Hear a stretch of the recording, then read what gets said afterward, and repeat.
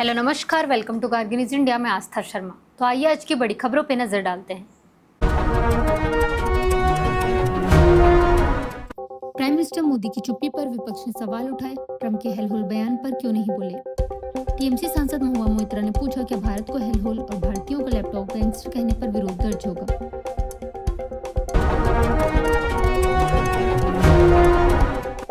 कच्चे तेल की कीमत $106 प्रति बैरल के पास पहुंच गई क्योंकि अमेरिका और ईरान के बीच स्ट्रेट ऑफ हॉर्मस को लेकर तनाव बढ़ गया है। अमेरिकी राष्ट्रपति डोनाल्ड ट्रंप ने कहा कि ईरान के पास समझौता करने के लिए समय कम है। घड़ी चल रही है लेकिन अमेरिका जल्दबाजी में नहीं है। ईरान ने डोनाल्ड ट्रंप के हेलहोल बयान पर तंज कसते हुए कहा कभी इंडिया आके देखो और उन्हें सांस्कृतिक हकीकत समझने की सलाह दी। यह विवाद ऐसे समय बढ़ा है जब मार्को रूबियो के भारत दौरे से पहले दोनों देशों के रिश्तों पर असर पड़ सकता है। मौजूदा खामेनेई गंभीर रूप से घायल बताए जा रहे हैं। चेहरे और अंगों की कई सर्जरी हुई है और उन्हें कृत्रिम अंग की जरूरत पड़ सकती है। उनकी गैर मौजूदगी में सत्ता का बड़ा हिस्सा सेना के हाथों में चला गया है और फैसले गुप्त नेटवर्क के जरिए लिए जा रहे हैं। ममता बनर्जी ने चुनाव के दूसरे चरण से पहले बीजेपी को चेतावनी दी। पहले बंगाल फिर दिल्ली। उन्होंने कहा कि केंद्र की सत्ता नहीं चाहिए लेकिन बीजेपी को सत्ता से हटाना चाहती है।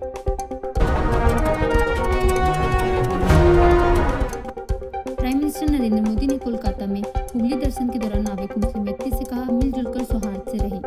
बंगाल दौरे में उन्होंने हुगली नदी के पास नाव ली और तस्वीरें भी खिंचवाईं, साथ ही सामाजिक संद्राव का संदेश दिया।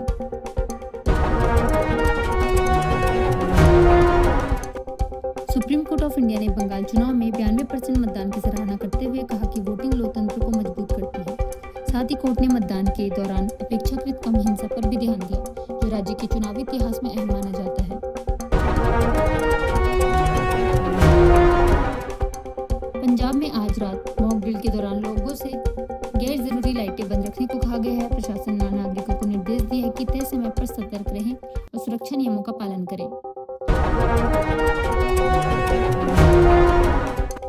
तमिलनाडु चुनाव में भारी मतदान को लेकर सियासी टकराव बढ़ा। द्रविड़ मुनेत्र खचकम ने इसे एसआईआर से जुड़ा। वहीं ऑल इंडिया अन्ना द्रविड़ मुनेत्र खचकम ने उच्च मतदान को सरकार के खिलाफ एंटी इनकम्बेंसी का संकेत बताया।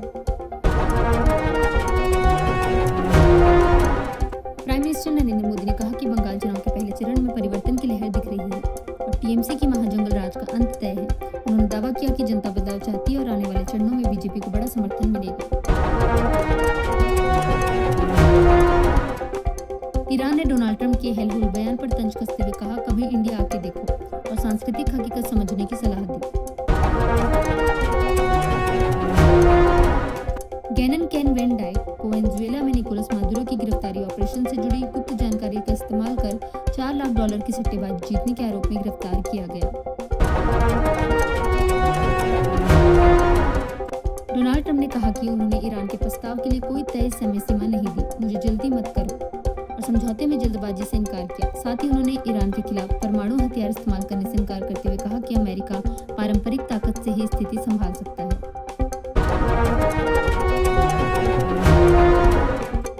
डोनाल्ड ट्रंप ने कहा कि ईरान प्रस्ताव पर कोई डेडलाइन तय नहीं है। साथ ही उन्होंने ईरान के खिलाफ परमाणु विकल्प को ठुकराया।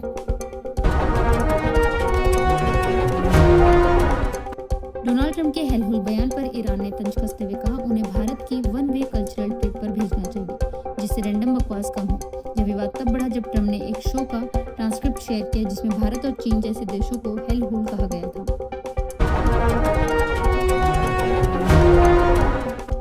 दत्तात्रेय होसबेल ने अमेरिका में कहा कि भारत को अपनी सभ्यतागत मूल्यों में जड़ित आधुनिकता अपनानी चाहिए। उन्होंने कहा ऊंची इमारतें हैं लेकिन धैर्य कम, चौड़ी सड़कें हैं पर सोच संकीर्ण। इसे आधुनिक समय का विरोधाभास बताया।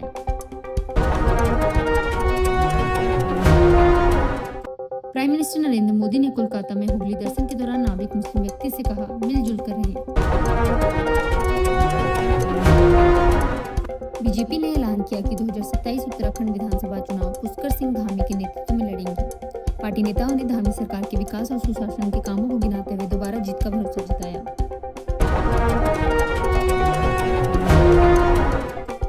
अमेरिका समर्थित वेनेजुएला ऑपरेशन को लेकर नया खुलासा हुआ है जिसमें गुप्त जानकारी के इस्तेमाल और अंदरूनी रणनीति पर सवाल उठे हैं। रिपोर्ट के मुताबिक इस ऑपरेशन से जुड़ी जानकारी का दुरुपयोग और सुरक्षा चूक को लेकर गंभीर जांच जारी है।